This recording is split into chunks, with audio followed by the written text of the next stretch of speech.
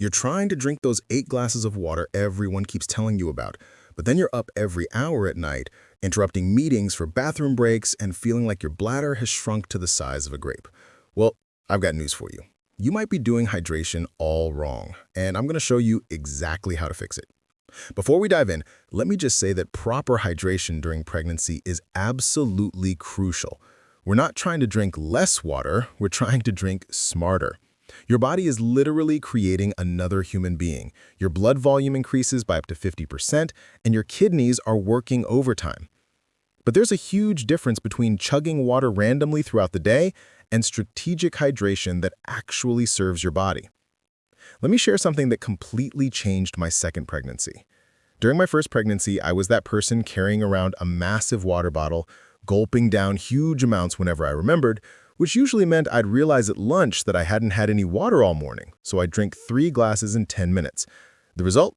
I was exhausted from constant bathroom trips, my sleep was completely disrupted, and I still felt dehydrated half the time. Sound familiar? But here's what I learned from working with a maternal nutrition specialist and diving deep into the research. Your kidneys during pregnancy are like a very sophisticated filtration system, but they need consistent, manageable input to work efficiently. When you flood your system with large amounts of water at once, your kidneys basically go into overdrive mode and flush most of it right out before your cells can actually use it for hydration. Think about it like this. Imagine you're trying to water a plant. You could dump an entire watering can on it at once, and most of that water would just run right off and pool at the bottom. Or you could give it smaller, steadier amounts that the soil can actually absorb and use. Your body works the same way. Now, I know some of you are thinking, but Sarah, I'm so busy, I forget to drink water until I'm already thirsty, and then I need to catch up quickly. I totally get it, and that's exactly why I'm going to give you 3 specific steps that work with your busy life, not against it. Step 1 is all about timing, and this is where most pregnant women get it completely wrong. The secret isn't just drinking more water, it's drinking at the right times. Your body's hydration needs change throughout the day based on your natural circadian rhythms, hormone fluctuations, and metabolic demands. Here's what you need to know. Your cortisol levels are naturally highest in the morning, which means your body is primed to process and utilize fluids more efficiently in the first few hours after you wake up. This is your hydration golden window. Instead of reaching for that giant cup of coffee first thing, start with 16 to 20 ounces of room temperature water within 30 minutes of waking up. I know, room temperature water isn't the most exciting thing in the world, but here's why it matters. Cold water actually requires energy for your body to warm up to core temperature before it can be properly absorbed. When you're pregnant, your body is already working harder than usual, so why make it work even harder just to process your water?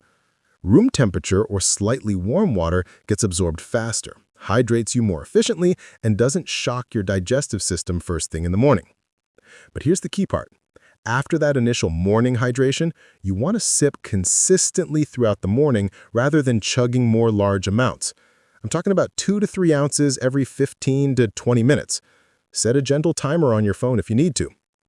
This keeps your hydration level steady and prevents that mid-morning crash where you suddenly realize you're thirsty and end up drinking too much too fast. The afternoon is where it gets tricky because this is when a lot of pregnant women hit that energy slump and mistake hydration for fatigue. But instead of reaching for more coffee or trying to drink a ton of water to wake up, this is actually the perfect time to focus on electrolyte balance, which brings us to step 2. Step 2 is about what you're drinking, not just how much. Pure water is great, but when you're pregnant, your body needs more than just H2O to maintain proper hydration. You need electrolytes, sodium, potassium, magnesium, and calcium to help your cells actually hold on to and use the water you're drinking. This is especially important during pregnancy because your blood volume expansion means you need more sodium than usual. I know, that sounds counterintuitive because we're always told to limit sodium, but we're talking about natural unprocessed sodium that helps with fluid balance, not the excessive sodium from processed foods that can contribute to swelling. Here's my go-to afternoon hydration strategy. Instead of plain water, I make what I call pregnancy electrolyte water.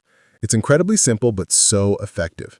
Take 16 ounces of filtered water, add a small pinch of high-quality sea salt, We're talking like an eighth of a teaspoon, so just a tiny pinch. A squeeze of fresh lemon juice, and if you want to make it taste better, a little bit of raw honey.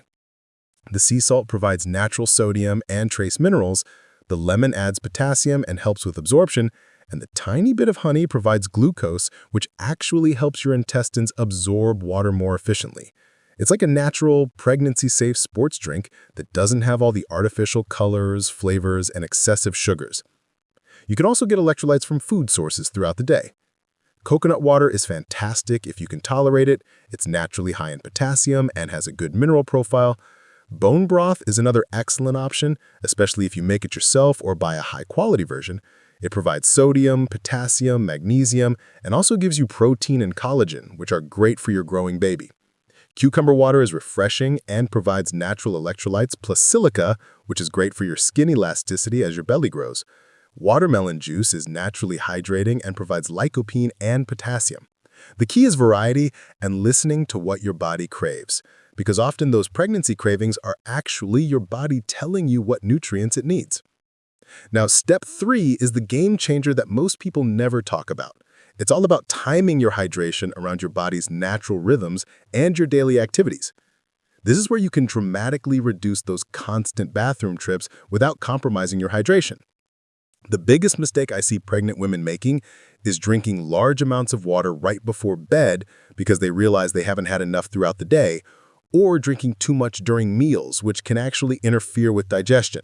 Here's your evening hydration strategy. Stop drinking large amounts of fluids about 2 to 3 hours before bedtime. I know that sounds scary, like you're going to get dehydrated overnight, but here's the thing. If you've been hydrating properly throughout the day using steps 1 and 2, your body will have adequate fluid stores to carry you through the night. But you're not cutting off fluids completely. About an hour before bed, you can have a small amount of fluid, maybe 4 to 6 ounces, but make it something that's going to support your sleep and relaxation. Herbal tea, like chamomile or red raspberry leaf, can be great options.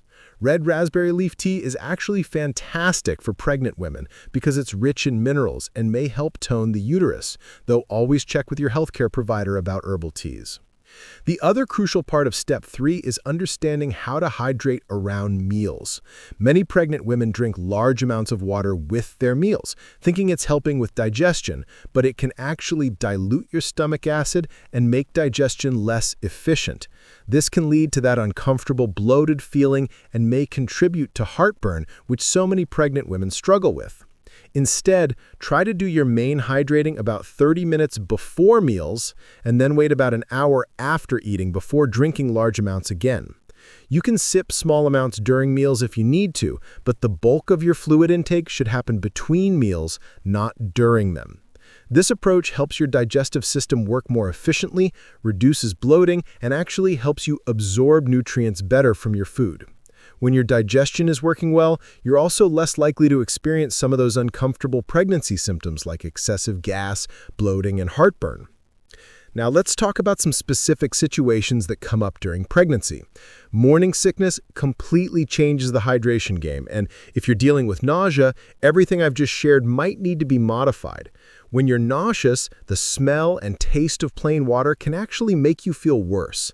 This is where you need to get creative. Ice chips can be your best friend during the first trimester. They provide hydration in small, manageable amounts, and the cold can help settle your stomach.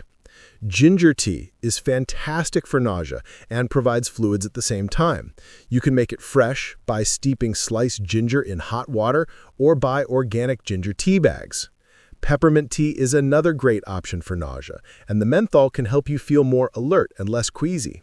Sparkling water with a little bit of lemon or lime can sometimes be more tolerable than still water when you're nauseous. The carbonation can help settle your stomach, and the citrus provides vitamin C and electrolytes. If you're dealing with severe morning sickness or hyperemesis gravidarum, these strategies might not be enough, and you definitely need to work closely with your healthcare provider to make sure you're getting adequate fluids and nutrients. Sometimes IV fluids become necessary, and there's no shame in that. Your job is to keep yourself and your baby healthy. As you progress through your pregnancy, you might find that your hydration needs change. In the third trimester, when baby is getting bigger and putting more pressure on your bladder, you might need to adjust your timing even more carefully. This is when that evening cutoff becomes even more important for getting decent sleep. You might also find that you need more electrolytes in the third trimester, especially if you're dealing with swelling. Counterintuitively, sometimes mild dehydration can actually contribute to swelling because your body holds on to fluids when it thinks it's not getting enough. Proper hydration with adequate electrolytes can sometimes help reduce uncomfortable swelling. Let me address some common concerns I hear about hydration during pregnancy. First, many women worry that if they're not constantly thirsty or if their urine isn't completely clear, they're not drinking enough. But actually, very pale yellow urine is perfectly fine and often indicates better mineral balance than completely clear urine. Thirst isn't always a reliable indicator during pregnancy because hormonal changes can affect your thirst mechanism. This is why the consistent sipping approach works better than waiting until you feel thirsty. Some women also worry about drinking too much water and diluting their blood sodium levels, which is a real condition called hyponatremia. This is actually more likely to happen if you're drinking large amounts of plain water without electrolytes, which is another reason why step 2 is so important. The bottom line is that hydration during pregnancy isn't just about quantity, it's about quality, timing, and listening to your body's cues. Every woman is different, every pregnancy is different, and what works perfectly for one person might need to be adjusted for another. I want to emphasize that these strategies should complement, not replace, guidance from your healthcare provider. If you have any medical conditions, complications, or concerns about your hydration status, always check with your doctor or midwife first. But for most healthy pregnant women, these 3 steps can make a huge difference in how you feel day to day. Better hydration means more energy, clearer thinking, better digestion, potentially less morning sickness, and definitely fewer middle-of-the-night bathroom trips. I hope this helps you feel more confident about managing your hydration during this amazing time in your life.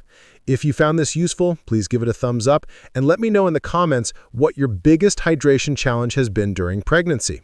I love hearing from you and it helps me create more content that actually addresses what you're going through. Don't forget to subscribe if you want more evidence-based pregnancy and motherhood tips, and I'll see you in the next video. Take care of yourselves, beautiful mamas.